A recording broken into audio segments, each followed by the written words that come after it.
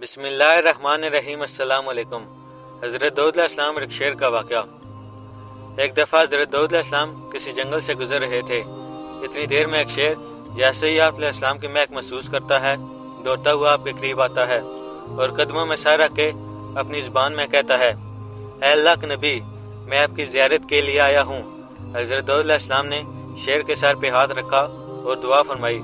फिर वो शेर कहने लगा, ऐ अल्लाह के नबी, अगर आपकी इजाज़त हो तो एक सवाल पूछूं? हज़रत दाऊद अलैहिस्सलाम ने मुस्कुरा कर फरमाया, हाँ पूछो, क्या पूछना चाहते हो? वह शेर अपनी ज़ुबान में कहने लगा कि मुझे एक बात समझ नहीं आती कि अल्लाह ने हमारे रिज़्क़ के लिए जानवरों के गोश्त को क्यों मुंतखब किया।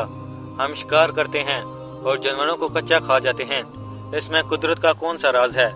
और बस जैसे ही शेर ने ये पूछा तो आप अलैहिस्सलाम ने फरमाया, ऐ शेर, देख, अल्लाह ने इस पूरी कायनात को कायनात से जोड़े रखा और इस ज़मीन की मखलूक़ात को मखलूक़ात के लिए राह हमवार करने पर मतहत किया।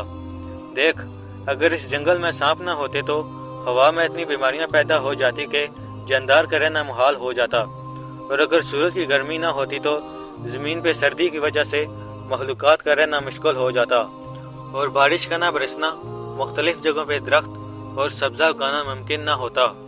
वैसे ही अगर जंगल में जंगली जानवर न होते तो सब्ज़ पत्ते खाने वाली मखलूक़ात इतनी तेज़ी से अपनी नस्ल को बढ़ाती कि ज़मीन के सारे पत्ते खा जाती और इस जंगल में कोई भी सब्ज़ पत्ता बाकी न रहता। अल्लाह ने तुम्हारे रिज़्क़ को जानवरों का गोश्त इसलिए रखा कि ताकि तुम अपने रिज़्क़ को हासिल करने के साथ साथ कुदरत की हिफाजत भी करते रहो। लेकिन याद रखना, रिज़्क़ इतना ही खाना जितनी तुम्हारी ज़रूरत है। अल्लाह ने इस ज़मीन को तमाम मखलूक़ात के लिए नेमत रखा ताकि हर हिलकत दूसरी हिलकत के साथ कुदरत को चला सके।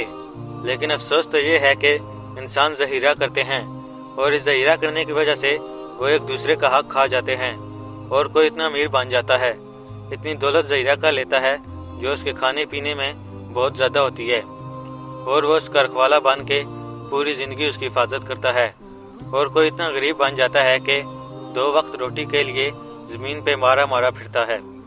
अल्लाह ताला हम सब को नेक अमल करने की तौफीक दे। आमीन।